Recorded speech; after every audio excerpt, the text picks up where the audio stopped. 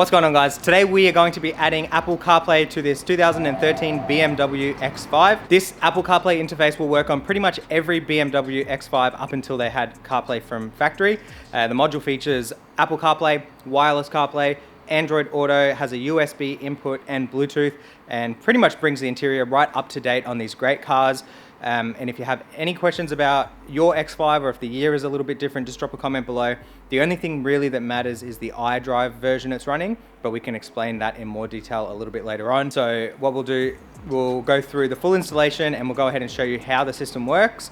And when we jump in the car, I can show you everything that comes in the kit. All right, guys, there is the interface. You can pick this up at www.shoptfb.com. Okay, the kit comes with a wiring diagram. It just shows you basically where each connection goes. It's a very simple overview. We have the interface itself, and then we've got some wiring here. So we've got screen in and outputs, USB, microphone, and the main power harness, as well as the AUX connection. So once we've located all the wiring, what we can do is remove the vehicle interior, the parts that we need to remove, and go ahead and start fitting the kit. First thing we need to remove is the vents, just unclips. Okay, then this panel here is removed, which I believe is clips as well. And then there's some screws, and that holds in the main radio. Okay, so we'll get that done. It's very, very simple to remove. Okay, once you start removing panels, just set them to the side.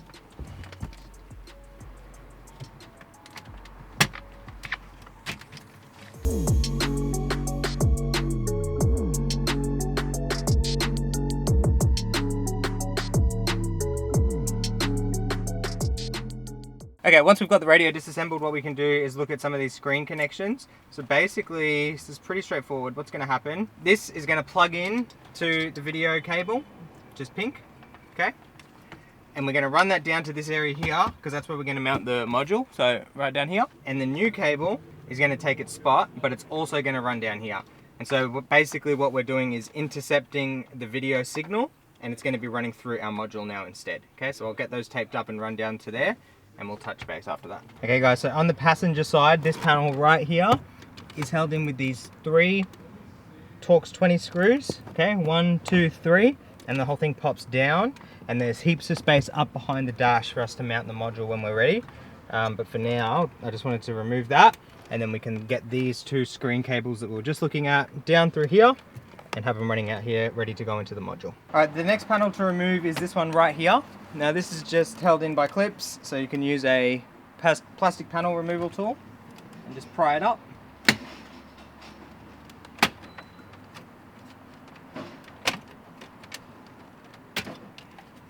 Okay, just like that. And then depending on which connection you have in the kit, you can look at the plug. So it's very straightforward. So that's obviously way too big. So we've got 2 small plugs right here, 1 small plug right there. So that makes sense. I'm just gonna plug that right in. Cool. And the small plug will go in its place. The big ones you can tape up because you don't need them. Okay. So then what we need to do is run this cable here down underneath. You can sort of tuck it underneath that if you want, or you can snake it through, and you're gonna get it over to where we mounted the module. Okay. So that over to the module. So just to go over that last section, we've plugged in our cable, plugged it in, taped it up. This panel here is removed. There's 1 screw right there, and then you can unclip this panel. You don't have to take it all the way out, and then you can feed the cable through there, meet your hand here, and pull it out. Okay, so it's exactly what I did. That's very nice and easy. What we've also done is the USB and AUX connections. So to do it the way I've done it, you do need a USB extension. Okay. So when you mount the module in this area, it comes with this USB. Now that USB is not very long, but you can run it just up to here if you want it stuck on the dash, or you could run it over to the driver's side, do whatever you want with it. Yes, it does wireless CarPlay, but it's good to have the USB handy if you ever want to charge your phone or do a software update. So we decided to go into the center console. So what I've done here is mounted it there, okay? And we did have to drill a small hole. Okay, so it runs right through there, and then we followed it alongside here, and then it comes out right there, and it basically makes it to about here, and then that's where we've done the extension. So they'll plug right in. Secondly, if you're going to do AUX, it needs to be plugged in. So the AUX input is right here, Now you've got two options. You can plug in the provided AUX cable. It just plugs in right there and then run it along with your USB. Okay, so that'll come down here. Or you can do what I've done. We removed this panel and plugged in another AUX cable and did a continuity test. That continuity test told us what left, right, and ground was. So at the back of the AUX plug that I just showed you, there's obviously a little plug and it's got a lot of wires in it. We figured out what AUX left, AUX right, and AUX ground was, and we tapped them on. And that way, the AUX connection is done, but it's hidden in the background. So you can't see anything plugged in here, but the other end of this AUX cable is now hardwired to the factory AUX port, and that's how sound will come through the car. Okay, so if that doesn't make sense, drop a comment below. If it does make sense, awesome. Let's keep moving. And the last thing, guys, to run is your microphone. Now, this microphone has a very long cable. You can put it anywhere you like. Some people like to click it on the dash, stick it behind the vent here. You can do whatever you want with it. So we've mounted ours where the factory microphone would go, and we've run it along the roof lining. We've removed this A-pillar, run it down the A-pillar all the way to here. Okay, and then now it can plug into our module and that's ready to go. These things we don't show you. I don't show you how to run the mic and the USB because you can do whatever you want with them. I just like to show you the way we decided to go with it. So yeah, there's that. Microphone is done, module is here, and basically all we need to do now, the last harness is right there. That plugs into the module. The audio connection we done plugs into it, and the USB itself plugs into the module. So you've got CP USB right here. We'll do our video cables, which I'll show you, microphone, and then we can put the radio back in and just test it and see that it works. Okay, just put the radio back in. Now when you're putting your head unit back in, just be very sure that you plug in every single plug. I've seen a few customers forget to do some plugs and things don't work. It's very easy to lose your climate control plugs behind the radio, so just be very sure that you fish them all out. This panel here, we plugged it in with the new plug, and I've left it loose just because we're testing. It's sort of loose right there. When you do get it back on, it's very, very easy. Just line them up, push down. Okay, they're just clips, 4 clips there will hold it in. And on the module side of things, CP USB goes to your USB connection. Okay, Wi-Fi antenna for wireless CarPlay. The pink LVDS went to the head unit, so it runs from the head unit, so we could say out of the head unit into the module, LCD in, out of the module in to the cable that we intercepted before, which runs directly to the screen. Okay, so from the radio into the module, out of the module into the screen. Okay, so that's how we're intercepting our video cable. Main power harness is plugged in, which we plugged into that cable I showed you how to run earlier. Microphone plugged in right there. And lastly, our audio connection for sound is plugged in right here. And there is a few more inputs on this section here. If you want to add a camera, things like that, you can add it.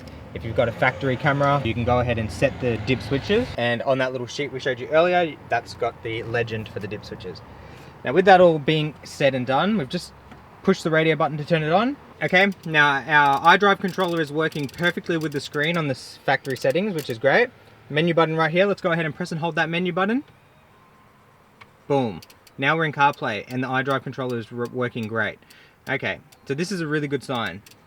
What I might do now is plug my phone in and check sound. Okay, another awesome thing about this kit. So what you need to do is go to Media, select AUX, and the awesome thing is when you plug in your phone, which is, I'll quickly do that right now. Okay, when it switches for you automatically. Okay, you don't have to do anything. And then basically what's going to happen is your phone will ask you if you want to enable wireless. And you just tap yes, obviously, or for me I'll tap no because it's my customer's car. The flashing you can see on the screen is not in real life, it's just the camera. Okay, now I just want to go to recently played, right? I'm going to just play something and make sure we've got sound.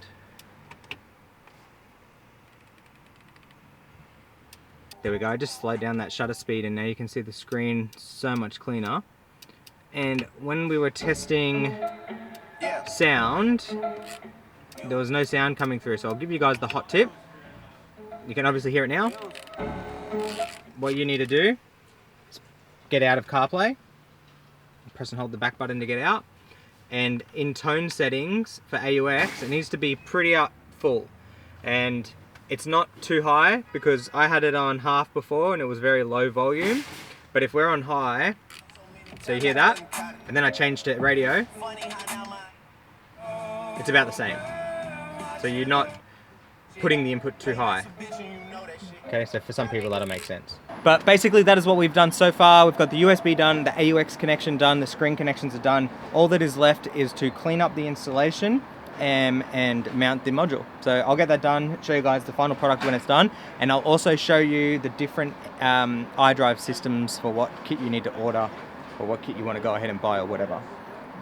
So I'll touch back with you guys very soon. And boom, the magic is done. CarPlay is in, and let's go ahead and take a closer look at that. All right guys, welcome to the CarPlay interface. We have now got our device plugged in, and we're just going to be using the iDrive controller, okay? And we can control the whole system. So here we've got the little side panel. If we keep scrolling up, that'll bring us into the next menu.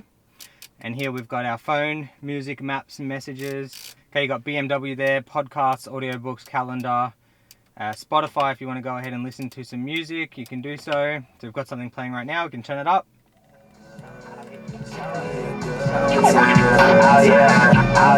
Okay, nice and loud. And what we need to do for sound is on the iDrive controller, I'm going to press the back button. I'm holding it, sorry. We're on AUX. Okay, you need to be on AUX. You can listen to the radio and press and hold menu and get into CarPlay, but you're listening to the radio.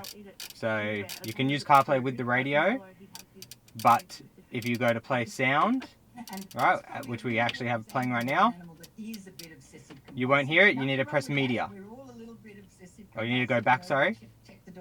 Press media and then go to CarPlay. CarPlay will work wirelessly, and yes, the system does Android Auto, but Android Auto is wired only, okay? So you need to plug it into the USB that we showed you earlier, and that is pretty much the kit. Now what I'm going to do is, if we go back, so you see this system right here, the way that this interface looks on the factory radio is called CIC.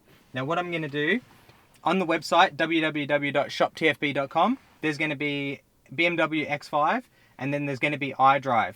If you have a CCC iDrive, that's where this page here looks like this at the top left. If you have a CIC, it looks exactly like this at the top right. If you have an NBT, it looks exactly like this, and it also might look something like that. Okay, so hopefully my finger thing worked out, but we've got 4 images on the screen here, and they are the different iDrive systems. Guys, that is the system completely installed. If you have any questions regarding the install, just drop a comment below.